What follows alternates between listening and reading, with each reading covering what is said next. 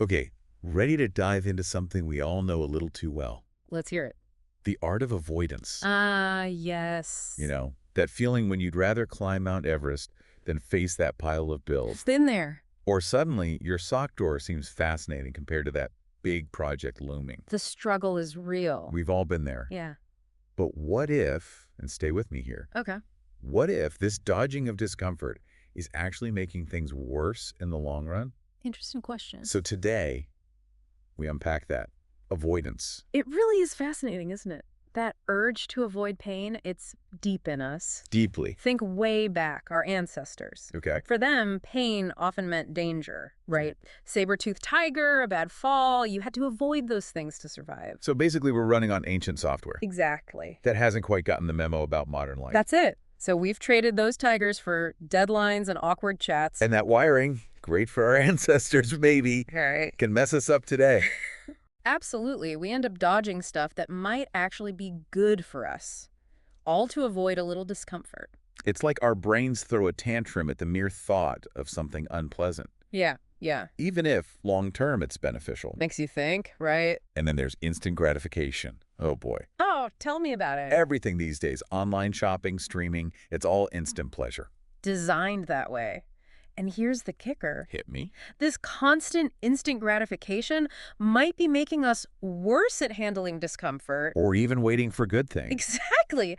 We're so used to getting what we want when we want it that even small bumps in the road feel hugey. Right. We're hooked on that dopamine rush. Yeah. Anything that requires effort or patience, forget it. It's a real phenomenon. And speaking of giving in, A lot. overconsumption, it sneaks in, doesn't it? Oh, big time. When I'm stressed, overwhelmed. Yeah. My first thought, buy something.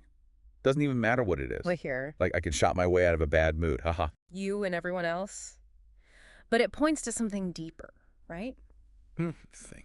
We use external stuff to numb ourselves. To distract ourselves from what's really bugging us. Exactly. Whether it's spending, binge watching, even substances, it's often masking something. Like we don't want to deal with the tough emotions head on. That's often the case. I've been there. Rough patch a while back. Went on a crazy online shopping spree. Clothes, gadgets, books I never read. Classic. I felt great for a minute. Then the guilt hit. The credit card bill. Oof. Yeah. Like trying to fill a hole with stuff made things worse. That's the key takeaway, those quick fixes. Avoiding pain with external stuff. Right. They rarely solve the real issue. It's a Band-Aid on a broken bone. Might cover it up, but it doesn't heal anything. So true. But here's the thing. Knowing this is one thing. Right. Actually changing our behavior, totally different story. No argument there. I mean, I know I should say for that trip, but those shoes, They call to you. they do. This is where things get really interesting. One of the most powerful tools we have is self-reflection. Ooh, I like that. Self-reflection, our secret weapon. You got it. It's about taking the time to understand why we avoid things, to see what triggers that urge to run and hide. That's where real change begins. Love it. Because it's not about beating ourselves up over past choices, is it? No, not at all. It's about understanding them so we can make different ones going forward. Exactly. And the beauty is, self-reflection doesn't require anything fancy. Nope. Just a few minutes each day to check in with ourselves. That's all it takes. Ask yourself, what am I feeling right now? What am I avoiding? What's this avoidance costing me? Simple but powerful questions. Like holding a mirror up to our minds, Yeah. right? To see those patterns more clearly. Exactly. But I'm guessing for some people, even self-reflection can feel scary. Oh, absolutely. So the key is approach it gently, with curiosity, not judgment. Start small, maybe 5 minutes of journaling each morning, and see how it goes. Okay, yeah, that feels doable. But say we've done that, we see our avoidance patterns. What's next? How do we actually break free from these habits? Here's the good news. Breaking free is possible, but it takes a mindset shift. We have to start seeing pain not as the enemy, but as a potential path to growth. Whoa, okay, that's a big one. I know, right? To actually embrace pain, it's the opposite of what we're usually told. Totally. But think about it. What if instead of seeing pain as something bad, we see it as a message? Okay. Like a signal that something needs to change, a chance to learn and grow. Okay, I see where you're going with this. So we're not aiming to become like pain-seeking masochists, right? No, not at all. It's about recognizing that pain is part of life. It's going to happen. And by learning how to deal with it, how to make it mean something, we actually become more resilient. We grow. This is really thought-provoking. So we've got self-reflection to understand our patterns and this whole idea of seeing pain as a teacher. What else can we add to our toolkit? One of the most effective strategies is to start small. Don't try to change everything overnight. Pick one small change and focus on that. I love that. Small steps, big changes. Uh, It feels a lot less overwhelming than trying to do everything at once. exactly. And as you make progress, you build momentum, you feel more confident, then you can tackle the bigger stuff. This is making a lot of sense. So we've talked about avoiding pain, instant gratification, numbing ourselves with stuff, and the power of self-reflection. Anything else we should cover before moving on? You know, we've focused on the downsides of avoidance, but there's another side to this. Sometimes avoidance can be useful. It can be a way to protect ourselves from situations that are truly harmful or overwhelming. That's interesting. So it's not always bad to avoid things. Right. It's about knowing the difference between healthy avoidance, where we're setting boundaries, and unhealthy avoidance, where we're letting fear run our lives. Makes sense. How can we tell the difference? Here's a good rule of thumb. If avoiding something is causing you more stress and anxiety in the long run, if it's preventing you from living the life you want, it's probably time to face that fear. That's a great point to consider. This has been really insightful. We've covered so much already. But before we move on, I want to leave our listeners with something to think about. Oh, I like this. We talked about how avoidance comes from fear, right? Mm. But what if instead of asking ourselves, what am I afraid of?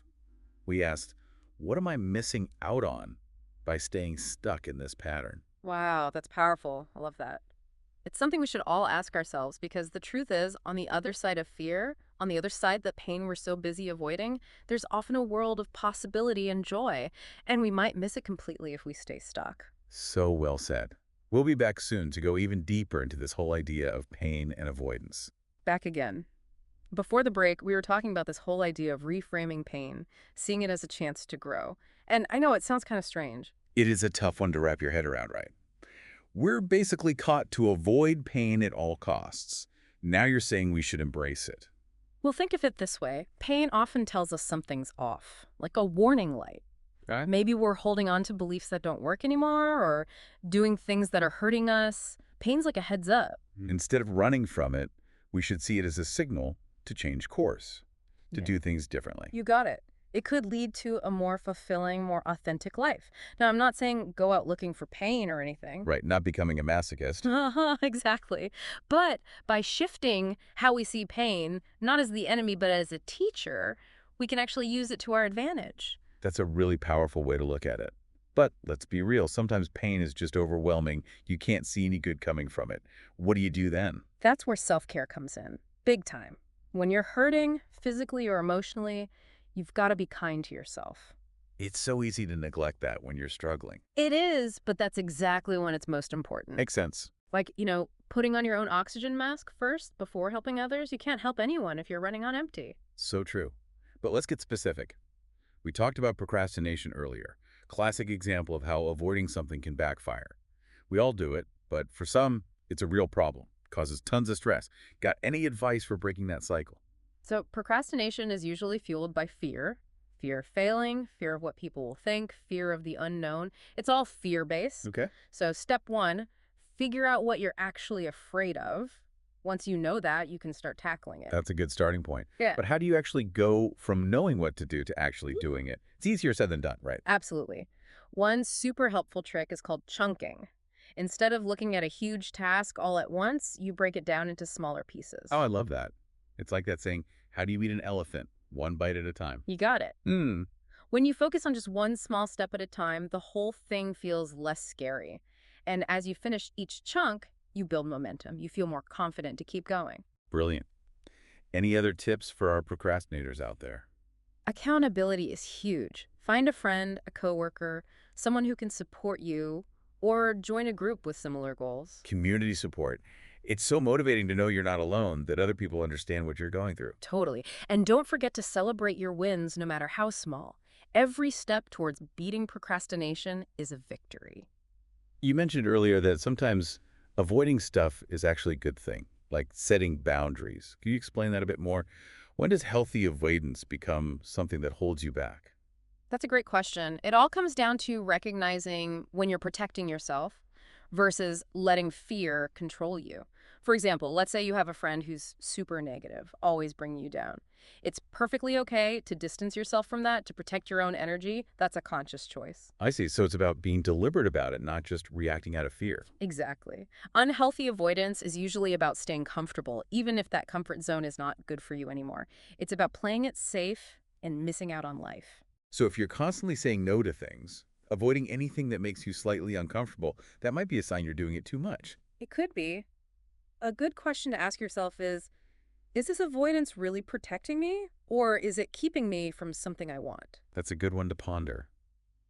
And it kind of leads into something else I've been thinking about. We're talking about reframing pain, but what about the opposite? Joy. Ah, joy. That essential ingredient for a happy life. But here's something I've learned. Pain and joy aren't opposites. They can actually exist together. And in many ways, they make each other stronger. I like that. It's like that saying, you can't have a rainbow without a little rain. Exactly. The hard stuff we go through, the pain we experience, it makes us appreciate the good times even more. Makes us more resilient, more compassionate, more grateful for the simple things. Finding beauty in the brokenness. It's a good reminder that even when things are tough, there's always something to be thankful for, something to learn from. And sometimes, the most growth comes from the most unexpected places. A heartbreak teaches you about self-love. A failure helps you discover a talent you never knew you had. Even loss can bring you closer to the people you love. It's like those experiences, tough as they open you up to life on a deeper level. That's it. And it reminds us that even when things are bad, there's always the possibility of growth. But we have a choice. We can let pain control us, or we can use it to become better versions of ourselves. That's a powerful message. And I think it sets us up perfectly for the next part, where we'll dig into some specific tools and techniques for turning pain into growth. Back again. Before the break, we were talking about how pain and joy, they aren't opposites. They can actually exist together. And it got me thinking, Interesting. when we try so hard to avoid pain, are we also kind of blocking ourselves from feeling anything fully? Oh, I see what you mean. That's a really insightful point. It's like, imagine trying to paint a picture, but you're only allowed to use a few colors. It might look okay, but it'll lack that depth, that richness you get from using the whole palette. Exactly. If we shut down the pain, we're also closing ourselves off to joy, love, compassion, all the things that make us human, right? Absolutely. And here's the thing. When we allow ourselves to feel the full range, even the tough stuff, we actually become more resilient. Like we build up our emotional muscles. You got it. We learn that we can handle the hard times, bounce back, and realize we're stronger than we thought. So it's not about becoming some emotionless robot, right? No, not at all. It's about learning to ride the waves, the ups and downs, and being aware of what we're feeling. Exactly. It's about developing what psychologists call emotional agility, being able to acknowledge and accept our feelings without letting them run the show. Emotional agility. I love Uh, that. It sounds way better than just trying to pretend everything's fine when it's not. But how do you actually do that? Any tips? Well, mindfulness meditation is a great one. Mindfulness. It seems like the answer to everything these days. But for those of us who haven't quite jumped on that bandwagon yet, can you break it down? What am I actually supposed to DO when I'm meditating? It's simpler than you think. Find a quiet spot, get comfy, close your eyes, and just focus on your breath. As you breathe in and out, notice any thoughts, feelings, or sensations that pop up. No need to judge them, just observe. So it's about becoming aware of what's happening inside without getting swept away by it. You got it. And with practice, you can observe your emotions without getting so caught up in them. It gives you more control over how you react. That makes sense. So instead of freaking out when you're stressed, you can take a breath, acknowledge the feeling, and then decide how you want to respond. Exactly. And that choice, that's where your power is. I love that. Taking back control. Any other tools we can use to get through those tough times? Journaling is another powerful one. Writing down your thoughts and feelings can be really helpful. It can help you spot patterns, understand your triggers, and just process what you're going through. Oh yeah, journaling is a lifesaver. Sometimes just getting everything out on paper, even if it's messy, makes a world of difference. Absolutely. Don't worry about making it perfect, just let it flow. You might be surprised by what you discover. It's like having a heart-to-heart with yourself, but on paper. Uh-huh, I like that. And journaling can also be great for cultivating gratitude. When you write down things you're thankful for, even when things are tough, it shifts your focus from what's wrong to what's right. Gratitude is so powerful, right? Yeah. The more you focus on the good, the more good you find. It's like a magic trick. It really is. And the best part is, gratitude is always there, waiting for us. No matter what's going on in our lives, there's always something to appreciate. So true. Okay, so we've got mindfulness, journaling, gratitude. Hmm. What else you got? What about those people who always seem so happy-go-lucky? Are they just really good at avoiding pain? That's a great question. And the answer is it's complicated. Everyone experiences pain differently, and some people are naturally more resilient. But here's the thing, we never really know what's going on beneath the surface. Right, what we see on the outside isn't always the whole story. Exactly. So it's important to be kind, to practice empathy, and not compare ourselves to others. We're all on our own unique journey. Comparison really is the thief of joy, isn't it? It is, and it's usually based on a very limited view. We might see someone's perfect life on social media and think they've got it all figured out, but the truth is, we all have our struggles, our insecurities, our tough times. It's a good reminder that we're all human, we all mess up, we all go through hard things, and it's in those shared experiences that we find connection and understanding. Beautifully said. One of the biggest things I've learned is that true healing often means facing our fears directly. Whoa, facing our fears. That sounds terrifying, but also kind of exciting. Uh-huh. It's both, for sure. But here's the thing. Our fears often hold the key to our biggest growth. They show us where we need to stretch, to get out of our comfort zone, to embrace the unknown. So it's like our fears are actually guiding us, showing us the way forward. Exactly. And even though facing them can be hard, the rewards are huge. You gain confidence, resilience, you start to trust yourself more, you discover things about yourself you never knew. It reminds me of that Nelson Mandela quote, "Courage is not the absence of fear, but the triumph over it." It's not about never being afraid. It's about learning to work with our fears, to use them to grow. That's it. And that's what I want everyone to take away from this. Pain and avoidance, they're part of life, but they don't have to control us. By changing our mindset, by seeing discomfort as a chance to grow, by taking care of ourselves, we can turn pain into something meaningful. We can come out of those challenges stronger and wiser, more connected to ourselves and the world around us. This has been an incredible conversation. Thank you so much for sharing all this wisdom with us. It's been my pleasure. And remember, this journey of turning pain into growth, it's ongoing. Be kind to yourself, celebrate your wins, and never stop growing. Kind of said it better myself. To all our listeners out there, thanks for joining us on this deep dive. We hope it's inspired you to embrace all of life, the good and the bad, to see pain as a teacher, and to keep on growing and evolving. Until next time, keep those conversations going.